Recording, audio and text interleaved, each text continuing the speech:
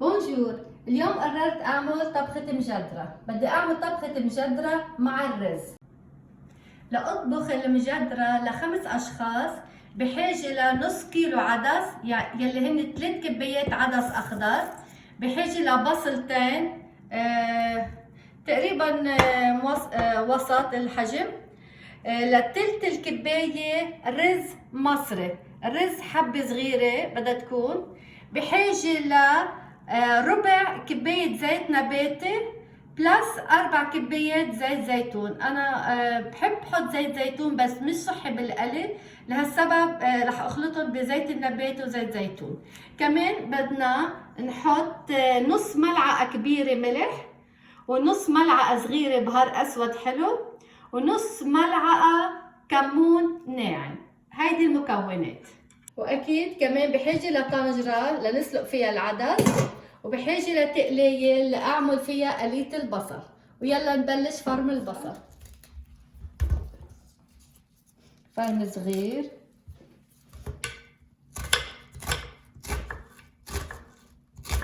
المجدرة كل العالم بلبنان بتحبها، بس كل واحد بياكلها على طريقة شكل.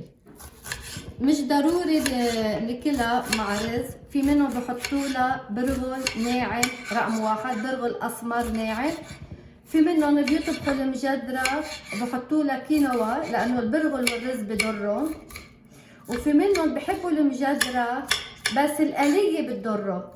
شو بيعملوا؟ من بعد ما يفرموا البصل بلوتوه بالملح وبيشووه بالفرن، وهيك ما بيكونوا حرموا حالهم من اكل المجدرة. هلا انا الكمية اللي عم بعملها هي ل5 اشخاص. اكيد الكل بيعرفوا انه العدس فيه حديد نسبة كتير عالية. كمان العدس مفيد كتير للولاد لانه بنشط العضل. انا هلا عم بنقي العدس، بركي كان في بحث صغير او في قش، لازم نقيه منيح للعدس وغسله كمان شي 3 زوام. بس مثل ما شايف العدس نضيف، بس كمان بدي كفي نقيه، بركي طلعت لي شي بحصه.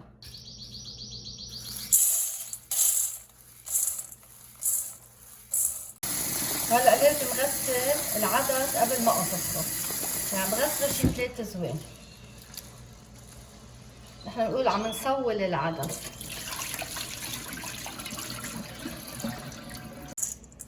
وهلا بدي احط العدس بالطنجرة،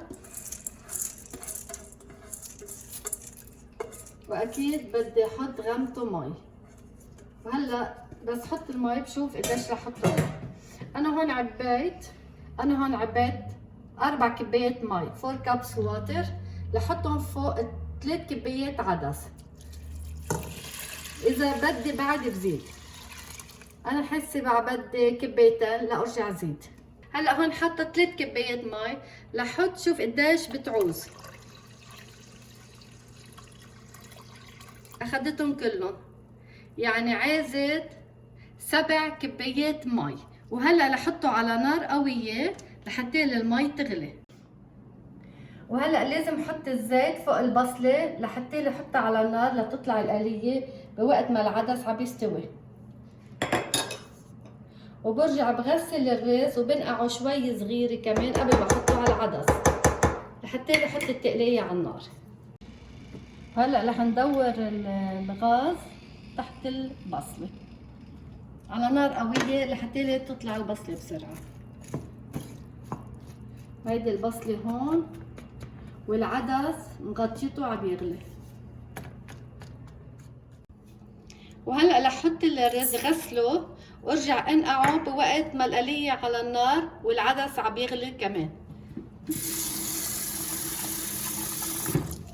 دايما كل نوع اكل قبل ما نستعمله او نحطه على الطبخ لازم نغسله، خصوصا الرز بده عدة زوام.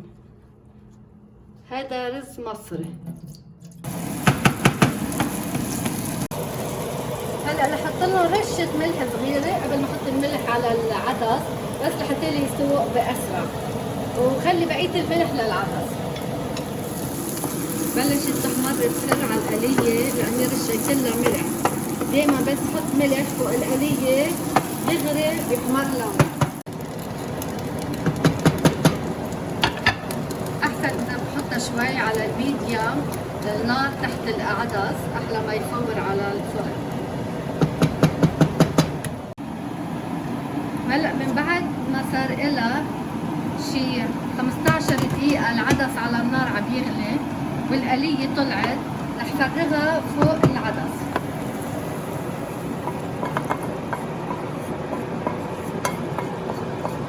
هلا هو العدس استوى نص استوى، بعد ما استوى كامل.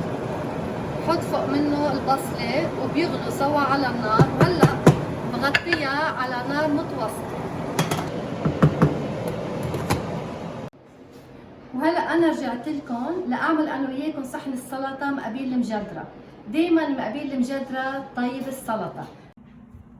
وهلا لاعمل السلطه بحاجه لخس رومان، غسلته وقطعته بس بعدين بدي افرمه اكيد شقف صغار. بحب بصل اخضر مع السلطه، خيار، تشيري توماتو وحامض وتوم وملعقه كبيره نعناع يابس دراي منت، وعايزه زيت زيتون واكيد رشه ملح. وهول الاغراض اللي انا بحاجه لهم حطيتهم حتى لي سهل علي الشغل.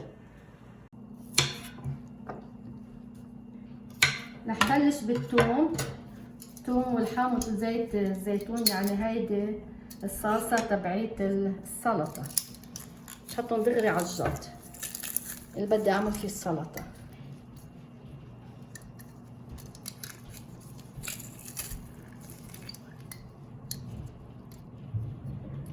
هلا انا هون عم بعمل السلطه انا وياكم، والمجدره على النار عم تغلي العدس والبصل مع بعضهم.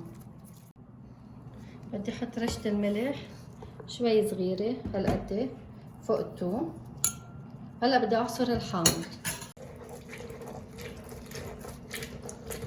رح اعصر اول شي حامضه بكاملها ولاعمل السلطه وخلص. اذا لقيت حامضها قليل برجع بعصر نص حامضه.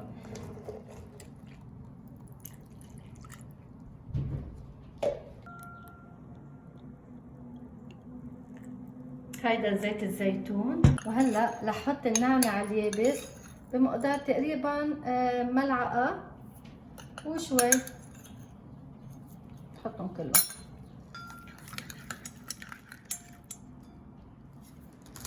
هلا بدي افرم الخس مشان السلطه. انا بحبه الخس فرم صغير، يعني مش كتير صغير بس ما بحبه كبير. رح كفي فرم الخس بفرم شوي صغير يطلع منظر الخس اجمل بالسلطه.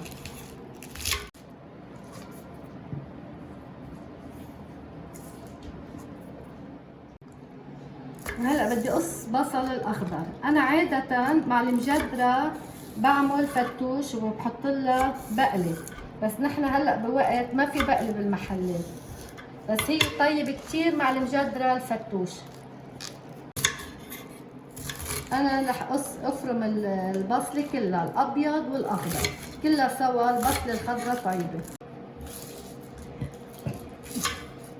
كمان مقابل المجدره طيبه كل انواع الكبيس، كبيس البتنجان، كبيس المقتة، كبيس الخيار، كل المخلل طيب مع المجدره.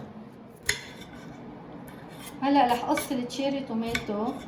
ما استعملت راس كبير بندوره لانه نحن عائلتي بتحب هذا النوع من البندوره بالسلطه، وما بقصه كتير صغير التشيري توماتو، بس بقطعها بالنص شقفتين بس هيك وبحطها فوق السلطه.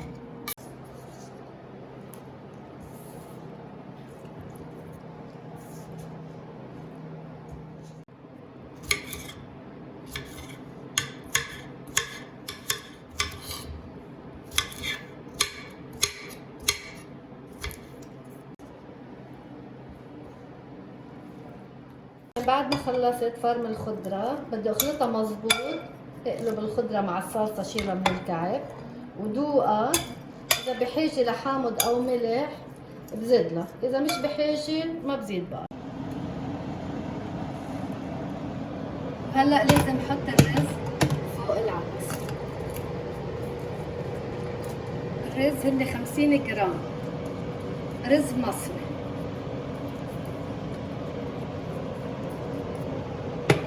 وبحرق. انا رجعت زدتها مي، زدتها 4 كبايات مي عن ال7 اللي كنت حطيتهم، عن ال6 اللي كنت حطيتهم. يعني الطبخة اخذت 10 كبايات مي.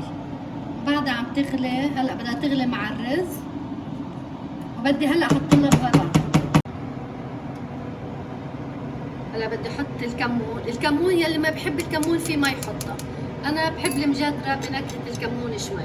هذا بهار الاسود الحلو، وهيدا الملح اللي بقيه بالرغم. هلا اخر شيء قبل ما اطفي النار تحتها واسكبها بالجاد دوق ملحها، اذا كانت بحاجه لملح بزيد لها. هلا مش رح دوقها لانه بعد فيها مي وبعدها عم تغلي. هلا بدي كشف النار، كشف الغطا عنها. هلا انا حطيتها على نار كتير خفيفه لانه بلشت تنشف من المي مثل ما شايفين، ما بقى كتير عليها مي، يعني صارت منشفة. بدي اتركها 5 دقايق على القد وارجع اطفي النار، ما بدها اكتر من 5 دقايق. بس حبيت اشعكن اياها كيف صارت مع الرز والبصل، وميتها كيف نشفت من بعد ما حطيت لها 10 كبايات مي الطبخة اخذت. وهلا لما طفيت تحتها صار لازم اسكبها. في منهم بيسكبوها بصحون، يعني صحون غميقه بيسكبوا فيها، بس انا رح اسكبها بجات وحطها على الطاوله حد جات السلطه، وكل واحد بحط قد ما هو بده. اكيد هلا بس تسقع بترجع كمان بتجمد.